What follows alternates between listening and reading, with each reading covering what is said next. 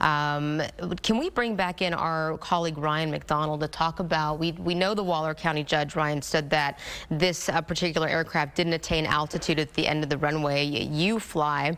Can you just give us some of the some procedural context as to what that might have entailed and why that plane might not have lifted off successfully? There are a number of reasons that you might need to abort a takeoff.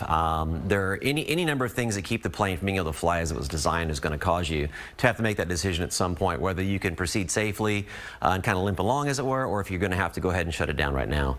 Some of those things can include things you just don't see coming. Fuel contamination. They can include mechanical problems with the plane, such as a control surface not moving the way it was designed to move. There are other things that can cause that, like an improper loading of the plane. You put too much weight in a location in the back or the front. The weight must be distributed. That can keep the plane from being able to climb or descend as it was designed to do. Right now, we really don't know what caused this aborted takeoff, but yeah, there are a number of things that can cause that.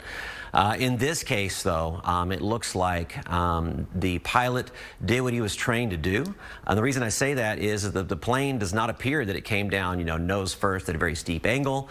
The debris would have looked a lot different had that happened. It looks like he followed his training and was able to pick the flattest spot he could find and put the plane down, parallel with the ground to avoid that big impact.